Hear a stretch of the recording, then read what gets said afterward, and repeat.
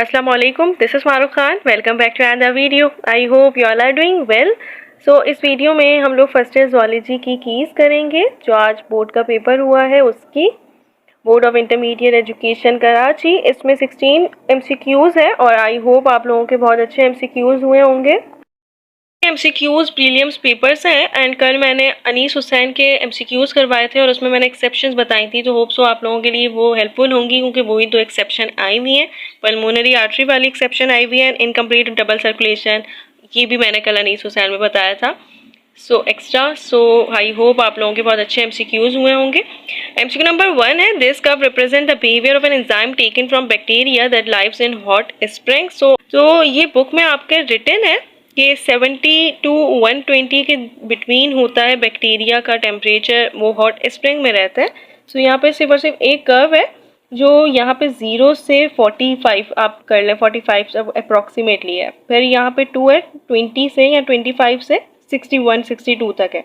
And then तीसरा जो curve है वो है 40 to 85.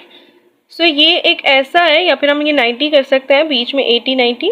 तो ये 90 के कर्व तीसरा सिर्फ और सिर्फ थर्ड ओनली है जो हमें ये बिहेवियर रिप्रेजेंट कर रहा है कि बैक्टीरिया का है, क्योंकि वो होता है 120 70 90 to 180. तो ये करेक्ट ऑप्शन यहाँ पे है. MCQ नंबर 2 है, gaseous exchange takes place at the surface of. So gaseous exchange हमेशा एल्वोलाई में होती है. एल्वोलाई में बहुत इनर सरफेस एरिया होता है, ब्लड वेसल से पूरा कैपिलरीज होती हैं. सो इसीलिए दैट्स वाई करेक्ट ऑप्शन यहाँ पे ए है. MCQ नंबर 3 है, all these animals show resemblance except star fish, brittle fish, lamprey and sea urchin. So ये एक्रोडायमीटर से बिलोंग करता है, sea urchin, brittle fish, star fish, जबकि लैम्प्रे एक फिश है. सो ये शो कर रहा है एक्सेप्ट लिखा हुआ है, तो हम यहाँ लिखेंगे करेक्ट ऑप्शन है सी. MCQ नंबर 4 है, lungs volume is measured by special instrument. So lungs volume special instrument से मेजर किया जाता है जिसको हम कहते हैं स्पायरोमीटर, जबकि स्पेगोमैनोमीटर होता है ब्लड प्रेशर का. करेक्ट ऑप्शन यहाँ पे बी है. MCQ नंबर 5 है, the transfer of antibodies from mother to the foetus as. So transfer जो होती है antibodies from mother to her foetus वो होती है passive immunity, natural passive immunity, जबकि जो हमारा फ्लू वगैरह और वो खुद ही ठीक हो जाए तो वो natural active immunity. So correct option यहाँ पे बी है. MCQ number 6, incomplete double circulation of blood is found in. So कल मैं बता रही थी अनीस हुसैन में कि इनकम्प्लीट डबल सर्कुलेशन एम्फीबियंस और रेप्टाइल्स बोथ में प्रेजेंट होता है, बट एक्सेप्शन होती है क्रोकोडाइल की जिसमें 4 चैम्बर हार्ट ही होता है. और इनकम्प्लीट ये होता है कि इसमें ऑक्सीजनेटेड और डीऑक्सीजनेटेड ब्लड मिक्स हो जाता है. करेक्ट ऑप्शन यहाँ पे डी है. MCQ नंबर 7 है, the human enzyme are highly active at this temperature. So ये 37 सेल्सियस होता है, नॉट 37 फ़ारेनहाइट. करेक्ट ऑप्शन यहाँ पे बी है. MCQ नंबर 8 है, एंटीबॉडीज आर प्रोड्यूस्ड बाय. सो इसमें बीटा सेल्स और प्लाज्मा सेल्स हैं. आपकी बुक का MCQ है ये, लेकिन इन्होंने BM लिखा हुआ है. अब आई डोंट नो यहाँ पे BM से क्या मुराद है, बट यहाँ पे करेक्ट ऑप्शन बीटा सेल्स ही होने चाहिए क्योंकि बीटा सेल्स की एक टाइप है प्लाज्मा सेल्स और ये दोनों एंटीबॉडीज को प्रोड्यूस करते हैं. करेक्ट ऑप्शन यहाँ पे ए होगा. MCQ नंबर 9 है, this is not the correct matching pair. आपको पेयर दिए हुए और करेक्ट कौन सा नहीं है. तो पाइनोकोसाइट्स में कॉलर सेल्स दिए हुए. आपको पता होना चाहिए कॉलर सेल्स हम कोनियोसाइट्स को कहते हैं जो इनर लेयर होती है. सो यहाँ पे इन नॉट द करेक्ट लिखा हुआ है. नॉट द करेक्ट का मतलब है पाइनोकोसाइट्स. ऑप्शन ए ही करेक्ट हो गया. स्पेक्यूल्स पोरीफीरा में ही होते हैं. पैराजोइक सब किंगडम है और इसमें ही पोरीफीरा आता है क्योंकि ले करता है टिश्यूज को, इसलिए दैट्स वाई हम इसको मेटाजोन से अलग रखते हैं.